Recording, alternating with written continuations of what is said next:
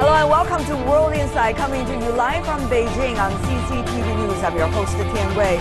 On today's program, U.S.-China talks. As Chinese Foreign Minister Wang Yi continues his visit to the U.S., what lies ahead for the bilateral relations between these two countries? And an exclusive interview with former U.S. Secretary of Commerce Donald Evans. He's going to have his thoughts on the 2016 U.S. presidential election. We start today's show with Chinese Foreign Minister Wang Yi's visit to the United States at the invitation of his U.S. counterpart, Secretary of State John Kerry. This visit is the third meeting within a month between Wang and his U.S. counterpart. Wang's visit is expected to set the agenda for a high-level communication between China and the U.S. this year, and they will discuss deepening pragmatic cooperation and constructively handling sensitive issues between the two countries. Good afternoon, everybody. I'm delighted to welcome Minister Wang Yi. Standing shoulder to shoulder, Chinese Foreign Minister Wang Yi attends a press conference after meeting with U.S. Secretary of State John Kerry, emphasizing the importance of the bilateral relationship. Both sides know China and the U.S. have far more common interests than areas of disagreement, and we work together on so many areas that far outweigh areas of friction.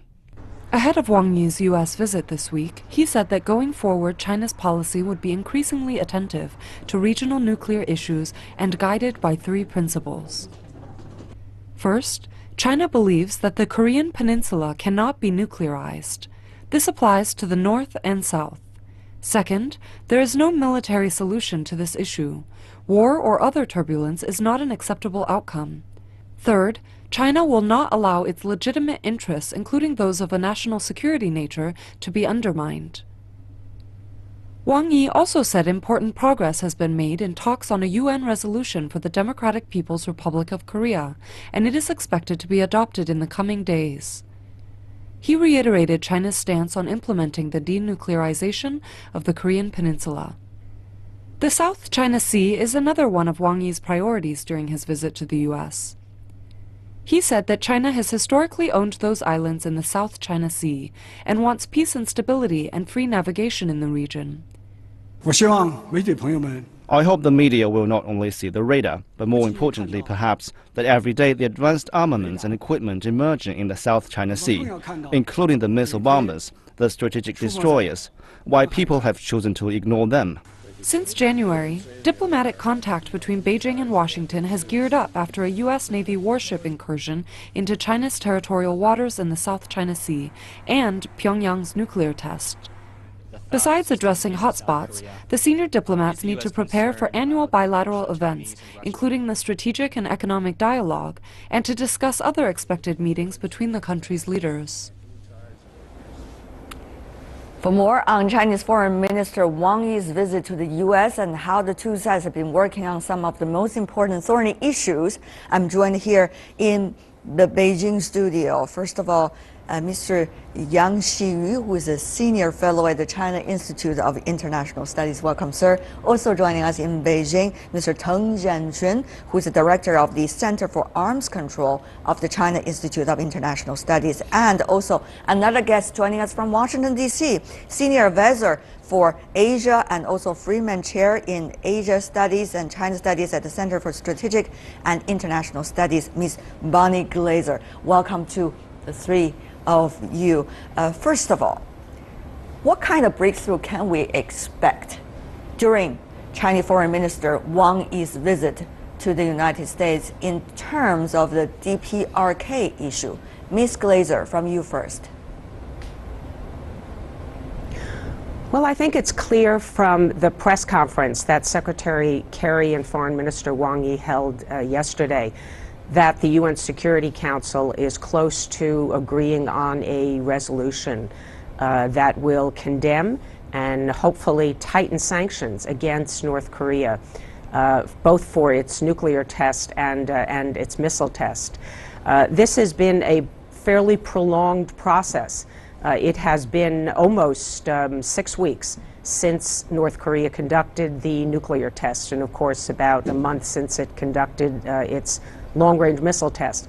And so this is longer than in the past. It has taken some time to come to closure, to reach an agreement, but I think that we are finally there. The draft will be circulated among the other P5 members, and then probably will be announced later this week. And I think that's a very good development. Mr. Yang, we understand, of course, previously, U.S. and China was not on the same term when it comes to what kinds of punishment will be offered to DPRK when the other side have a latest development in terms of their nuclear capability, particularly nuclear weapons.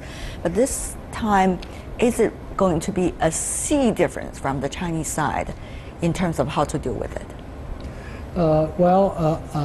Many people misunderstand the differences between China and the U.S. on nuclear issue as agree with the sanction or disagree with sanction. That's not the truth. The only difference between the two is the degree of the sanctions. I describe as the degree of the differences as a carpeting sanction or targeting sanction. Blanket cover everything or targeted fundamental What do you points. expect this time? So basically, I think all directly and indirectly related business and economic both activities and individuals or companies will be covered by the sanction regime. That will be effectively to impede or stop their nuclear development from the smuggling or export control regime. But does that, in a way, represent a rather shift of China's position in terms of how to deal with DPRK? Yeah, I think especially from the third nuclear test by DPRK in 2013, China has adjusted a little bit its policy toward the nuclear issue in that region, because the nuclear threat and even the rocket issue have already become a very direct and also real challenge to the security of all the regions concerned. Right. So this is a very important step, especially after the fourth nuclear test early this year. And I think the breakthrough this time should be the consensus made by the two countries to have more common ground to give an even more tougher sanction against the DPRK, because all the tests violated the international law and also the UN resolutions. Concerted effort this time, it seems, from two sides. But one of the important questions is not just about what kind of sanctions, Ms. Glazer. We all understand this. Sanctions work, however, only to a certain degree. The most important thing is to find what could be the ultimate solution to the crisis on the Korean Peninsula. Ms. Glazer, one of the things China offers is about having two kinds of discussions going on at the same time. One is denuclearization on the Korean Peninsula. The other is the armistice between U.S. and Korea, DPRK, between the North and the South. How do you think the U.S. and Washington is moving on that front? Well, I think that the Obama administration has been very open to listening to China's suggestions. This is a challenge that both the U.S. and China face. However, there was a very important agreement in September of 2005, which of course Yang Yi remembers quite well, that North Korea would denuclearize. There was a commitment in that agreement. And so essentially, putting that agreement aside and saying, well, we'll just sit down with the North Koreans at the same time and talk about a peace treaty while we continue maybe to talk about denuclearization, but North Korea has backed away from that commitment. That is something that Washington thinks is really not in the interests of the Korean Peninsula, the Asia Pacific, and certainly not the U.S. and China. So holding these talks in tandem is not something that the Obama administration is willing to do. Mr. Yang, Ms. Glazer already appointed your name, so I go to you first. Of course, you were in Washington at the time to witness the joint understanding, in a way, about the 919 so-called joint statement coming from both sides. Any hope on that? Do you agree with what Ms. Glazer just stated? Yeah, firstly, I agree with Bonnie say North Korea really violated the commitment they made in the joint statement, say denuclearize their programs, give up, abandon the original words, abandon all nuclear programs related to the weapon things. However, in the same documents, another article pointed out, because I drafted, I remember clearly, say all directly related parties should set up a separate forum to negotiate a peace permanent regime on the peninsula. Say actually the idea or suggestion made by Wang Yi now stem from the joint statement principle agreed by all the six parties. What about that separate forum, Ms. Glazer? If the Obama administration not willing to work on it, is the Obama administration really sincere in finding a solution? Well, I really do think that the Obama administration is sincere, as was every administration prior to it. This is an issue of the risk that all of us are taking if we engage in negotiations with the North Koreans on a peace treaty, and then essentially the North Koreans say, we are a nuclear state and everybody has to accept that. And it is on this basis that we will have a peace treaty.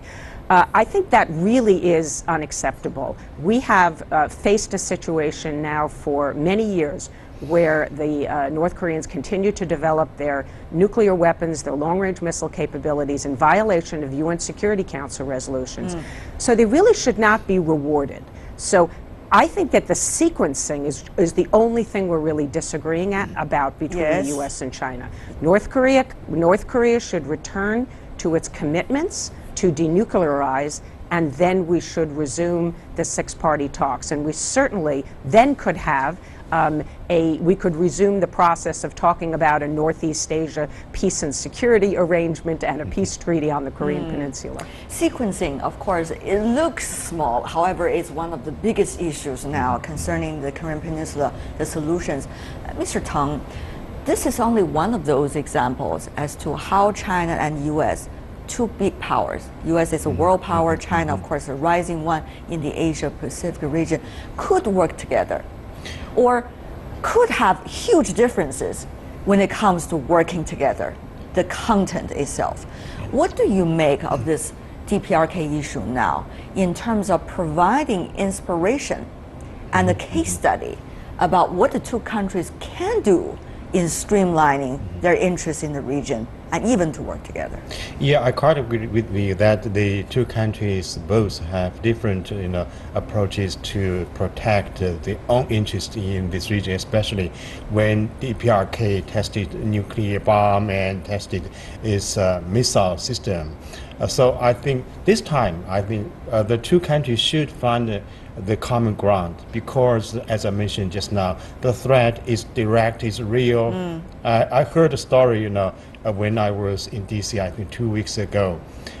Some officials from the White House mentioned that this time the missile system from DPRK can reach the mainland of the United States. When the security interest of the United States facing threat, I'm sure the U.S. decision makers would change a little bit its policy toward the issue. This is actually a common ground. When the two countries have common ground to cooperate, I'm sure they should give some compromise in terms of their own interests. But it seems that only common ground about sanctions, not necessarily common grounds about the eventual solutions and the sequencing, which has been bothering the two countries and many others for years since the breakdown of the last six-party talks. So I want to go to you now, Mr. Yang. That's one thing. The other thing is also interesting. That is what the role that the U.S. would play or China would play when it comes to the relations among countries in the region, not just necessarily with DPRK, but also some of the others. For example, the issue, Mr. Yang, you know this very well, about that, which is a kind of so-called protective mechanism that South Korea originally was talking about, thinking of purchasing from the United States, and that China, Russia, and many others complain could in a way, impact on the security of China? This is almost similar to what Mr. Tang said about what Washingtonians were concerned about the DPRK's missiles reaching the U.S. Major continent. So what about that? What are the roles the two sides are playing in terms of building its relations with other countries in the region? Well, obviously, the two countries on one hand share the common interests on the denuclearization. Just like Bonnie mentioned earlier, neither China nor U.S. accept the so-called status quo of nuclear state for North Korea, absolutely. But on the other hand, the means from the country, two sides, are quite different. You mentioned the THAAD system. It's not so. It's not only provoke North Korea to do something worse, but even worse, say, provocative to Chinese and the Russians' national security, because the so vast scope of the radar working really damage the third party's security when they talk about North Korean threat to their own security. So I think ideally the both sides should work on the common ground and conduct and exercise the similar means toward the same direction. But now, unfortunately, on some sad issue, the two sides fall in the differences. Ms. Glazer, that issue is a very interesting one, certainly concerning a lot of people. It, in a way, as Mr. Yang said, apparently, U.S. and China have the same goal when it comes to the specific issue of denuclearization of the Korean Peninsula.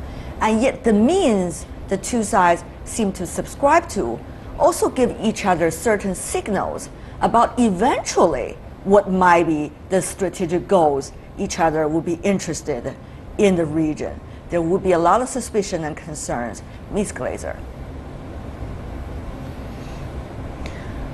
Well, I think that there are differences between the U.S. and China on many levels, and these include the future of the Korean Peninsula.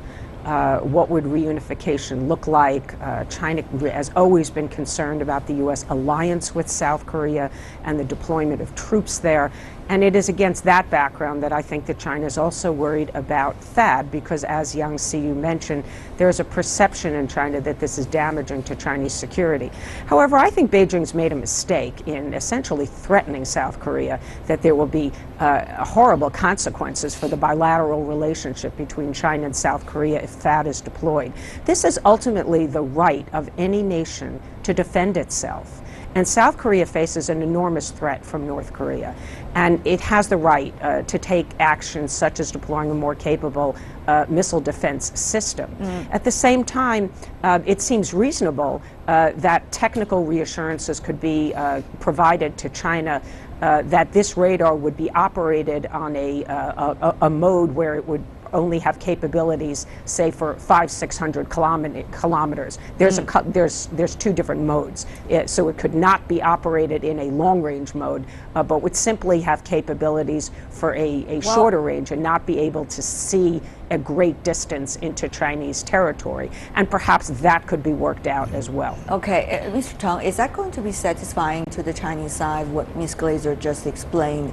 Secondly, she mentioned that today the South Korean government ushered in the Chinese ambassador to South Korea, quote unquote, complaining about the Chinese ambassador's remarks regarding what might be the severe consequences if the South Korea purchased the THAAD from the United States to the bilateral relations.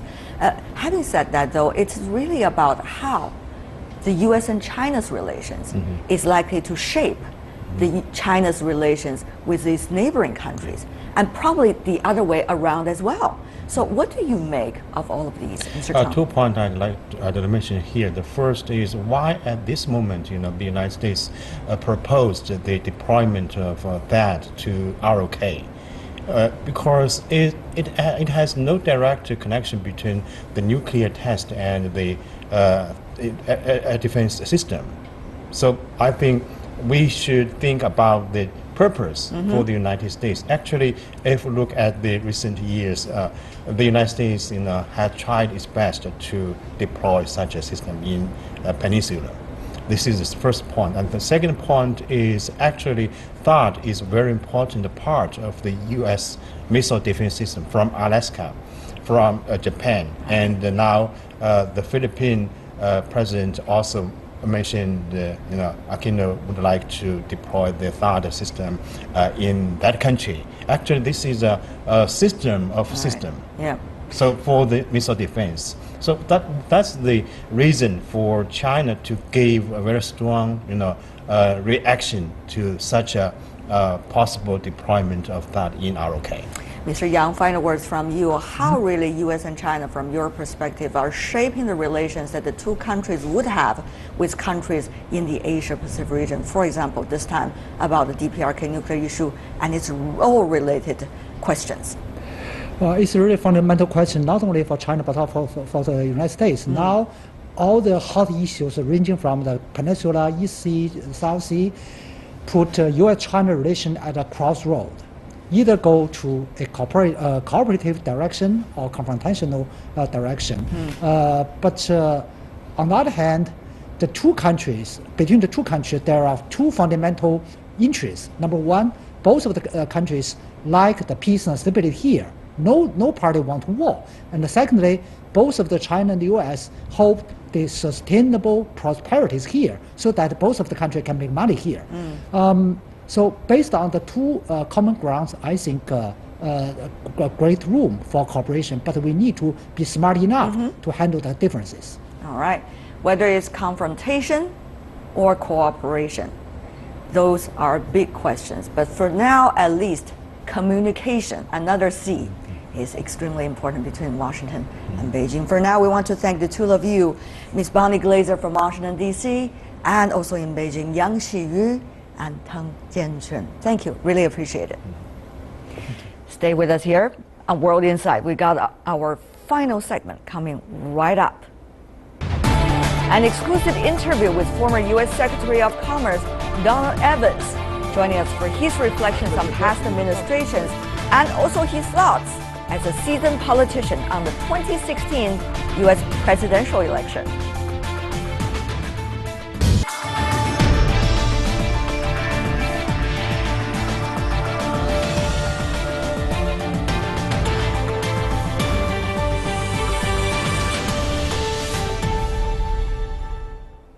You're watching World Insight, coming to you live from Beijing. I'm Tian Wei. The U.S. presidential race campaigns are in full gear and roster has already been narrowed. Former Governor Jeb Bush, who is the son and brother of two former presidents, shut down his campaign last week. Meanwhile, controversial real estate tycoon and reality show star Donald Trump won Tuesday's Republican presidential caucuses in Nevada after wins in New Hampshire and South Carolina.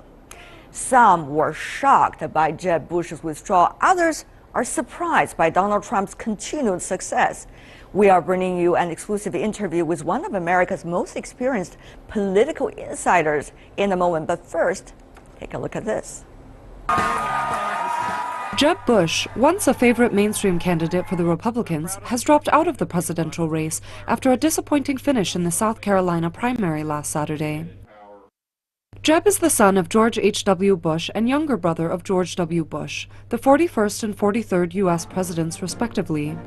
His campaign had the support of Donald Lewis Evans, chairman of the Bush-Cheney 2000 campaign. Before that, he also worked for Bush's successful gubernatorial campaigns back in 1994 and 1998. He was appointed Secretary of Commerce in 2001 and stayed in that position until 2005. Well, we sat down with Don Evans in Beijing this week for his insights on the Republican Party's primary so far, including the rise of Donald Trump and the fall of Jeb Bush.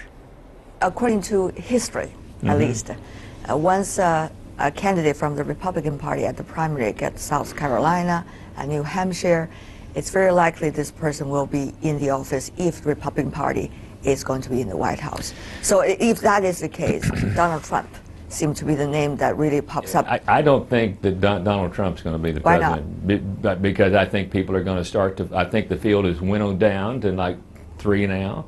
And now the country will begin to look at 3 instead of 14 or 15 and 16. And a lot of those, I mean, a lot of those that were supporting Jeb Bush, I don't think they're going to go to Donald Trump.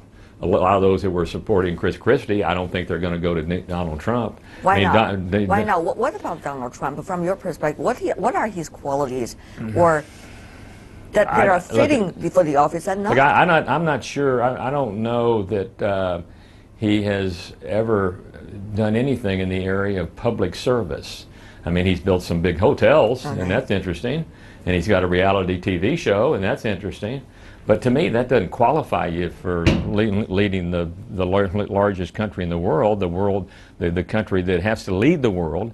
And so, and when I look at just some of the qualities of the individual, I don't think that, I think when the American people finally speak on this issue, I don't think Donald Trump's going to be the president. But you know, in our process, I say often, there's kind of 2 sets of skills. You have to have one set of skills to get elected, and then another set of skills to actually run the office, which is the more important set of skills to have. But if you can't get elected, it really doesn't matter, right? But there's a very interesting phenomenon going on in this year's presidential primary.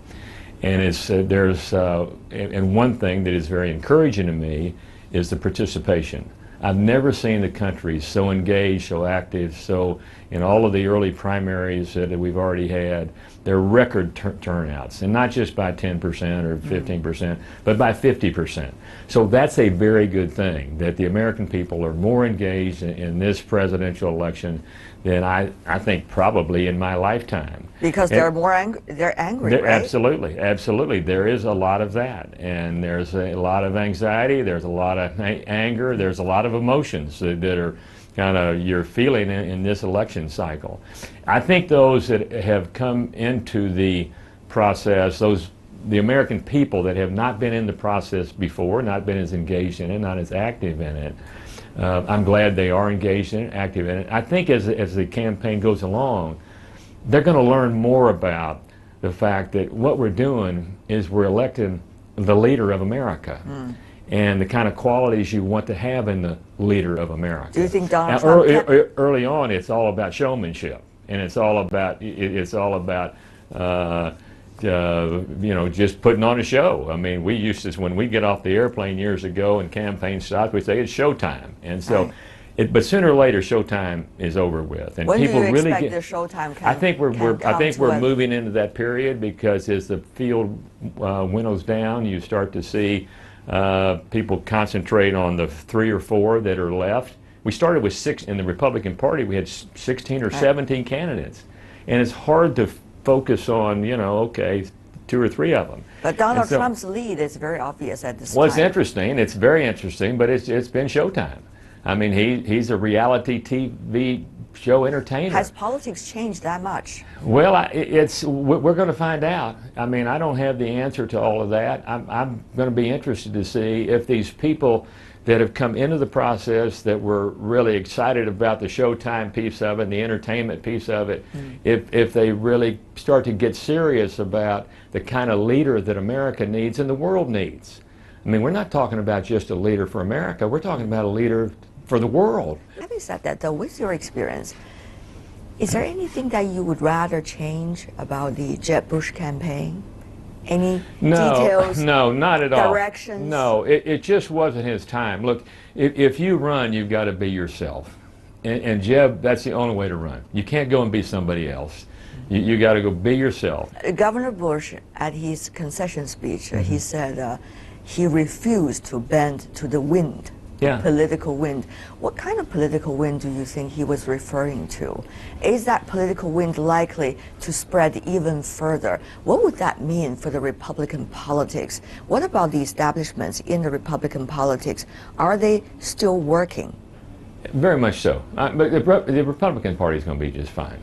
We're going through, like the Democrats. I mean, they're going through a period in their party where they're trying to kind of make sure they have their identity and what they stand for.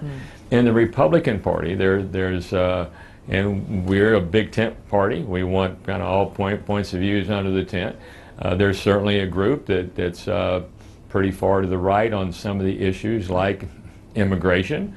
There's lots of people in the Republican Party, including me, that just doesn't feel like the number one position we ought to take is to build a wall. I mean, immigration, I thought Jeb Bush, in fact, for my position, I mean, he knew more about the issue of immigration than anyone on the stage. His wife is from Mexico. He's got a heart for it. You know, so I just think sometimes we make a few radical kind of statements out there, but it's showtime, and that's all in the campaign, and to get everybody all excited. When you really get down to governing, you know, you got to be real about it. You got to be practical. You got to have some wisdom, and like I say, a big dose of humility is not a bad thing to have either.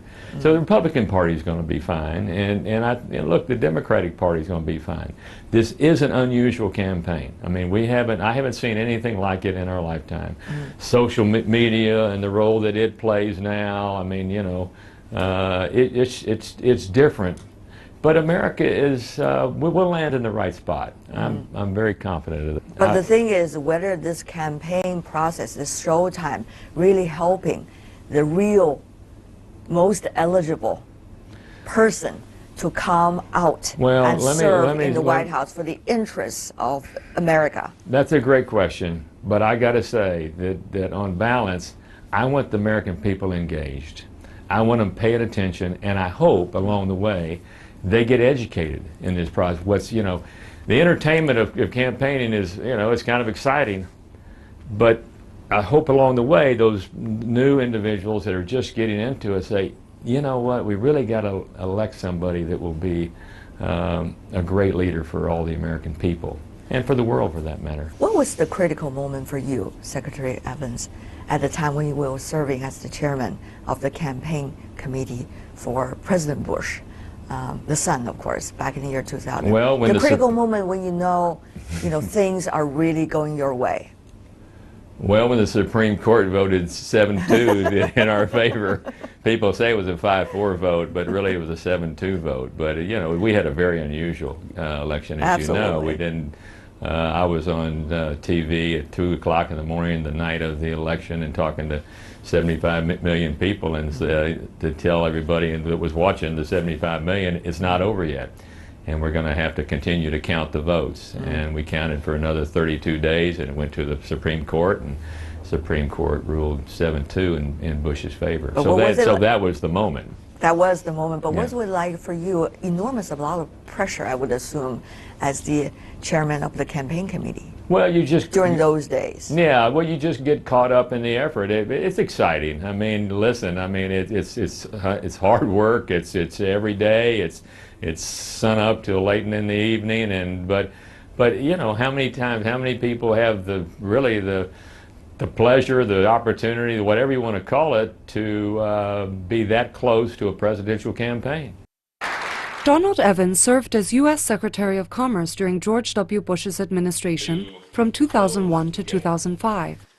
He did a lot to improve China-U.S. trade relations. He visited China 4 times during his 4-year term in office, which left him with a better understanding of China and helped build friendships with Chinese people that continue even today. More than a decade ago, he visited a remote village in the city of Xianyang in northwest China and got to know 2 young blind brothers from a poor peasant family. He has been personally supporting them ever since. Now these 2 brothers have established their own small business. One of the brothers is getting married this week. In order to offer his heartfelt blessings, Donald Evans and his wife traveled back to that village and celebrated with them. And so I went west to a little village just outside of Xi'an and met 2 blind brothers. One was 9 and one was 11. And they had just started a program that was helping them learn to read and write in Braille. And so I was, first of all, just thrilled to have the chance to go out and meet them. Saw the conditions that they were living in, which were, you can't even call them modest. What was it like? Well, it was a little too, and so it was a powerful moment for me to be there to meet them, and living in those conditions, see the smile they had on their face.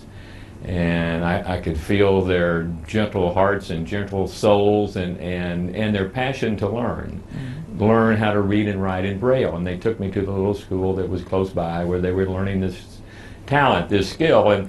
And so I was so impressed. I said, look, I'm going to see leadership in China tomorrow, back east. And so I want you to write them a letter in Braille for me. Dear leadership of China, Don Evans is my good friend. and sign your name. And so they did that. And I took that letter with me back to... They didn't say, be kind to Don Evans. No, I didn't give him any more instruction. I thought that was enough. And I was hoping that would, me being their friend, I'm trying to come back as their friend. And so I made friends out there. And 15 years passed. Yeah. What was it like for you to keep in touch with them over the past 15 years? Well, I kept coming back. I left office, I was Secretary of Commerce, but I left office in early 2005. But I came back again and came back again, and so I kept coming back to see them and seeing how they were doing, and helped them get through school and learn a vocation, the vocation of massage therapy, and help them get to the school. But I would talk to them every year. Have you ever had a massage by them? I have. Wow. Yeah, well, How they're was pretty. it? Well, I had one Friday, as a matter of fact, right after the wedding. And were you happy? The skills they had were acquired? No, they've developed the skill. They're very good. I wish I could remember the name of their shop just out of Xi'an. I'd give them a little promotion. What was it like for you to attend a real, like a real Chinese wedding? Well, with the one that you really love, because it's almost like your boy in a way. No. It was so powerful, and one of the reasons it was so powerful is because not only was I attending a traditional, real village Chinese wedding, but to have seen the change in their lives over the last 14 years was just breathtaking. To see how their conditions had improved so much, to see that they had paved roads to their house, to see that their houses have been expanded. They'd see that the older son, they had actually built a house for him and his wife to live in. And so, I mean, that to me what really moved me. Now, they put on a grand celebration, and there were fireworks, and there was music, and they fed the village. I mean, the food was for everybody there. A lot of people, I would assume. A lot of people. Where were you sitting? Which table were you sitting? I was with the parents. Yeah, I was sitting at the head table, and I got up and made some remarks. What did you say? Well, I said to the people, they all wanted to come up and say, "Thank you, Mr. Secretary. You've done so much for these young boys, and you changed their life." And I said, well, just let me assure you that they've done a whole lot more for me than I've done for them. As I've watched them grow and watched them be able to live independently. Did you share some secrets about marriage with them? Be very kind to your wife. Be very kind and loving to her. Always do whatever she asks you to do. Great advice, I have to say. It works in all kinds of cultures. No, it totally does. No, look, I mean, the key to it is love, right? I mean, just keep that at the very center of your marriage. Don't ever forget that. Right. Hold that in your heart. Remember their response when you said that? Yeah, yes, Mr. Secretary. Kept on nodding their head, yeah, especially when the wife is around. No, totally. But it was just, it was so wonderful. And I tell you, well, the other thing that I've learned from this is when the leadership of the country know your heart and why you're here, and you're here to help the people of China and lift them up, and when you do it, when your deeds show that your words match your deeds, and they trust you. And so I learned from that I think I developed a lot of trust with the Chinese leadership, because they saw that when I told them, they said, don't ever forget those two blind brothers. That's when I came back with the letter, and I saw the emotion on them, and they told me that don't ever forget those two blind brothers. And I said, don't worry, I won't. And even when I got out of office, which was 11 years ago now, I kept going to see him. That's Don Evans, former U.S. Secretary of Commerce, sharing his insights on the dramatic U.S. presidential primary and reflecting on his friendship with two blind Chinese young men and their family from rural China. The Department of Commerce in the U.S. has a tradition. Whoever once served as the nation's Commerce Secretary can choose his or her own photo to hang in the government offices. Don Evans chose one in which he is standing smiling next to a table on which are laid two pieces of paper, a letter from his Chinese friend. And that is all the time we have for today. If you'd like to see more of our program, visit our website. Just type in World Insight CCTV News into your search engine. You will be able to find us, or you can also check out our YouTube channel. From me, Tian Wei, and everyone at the World Insight team, thanks for watching. And tune in again tomorrow for more insights from across China and around the world. Good night.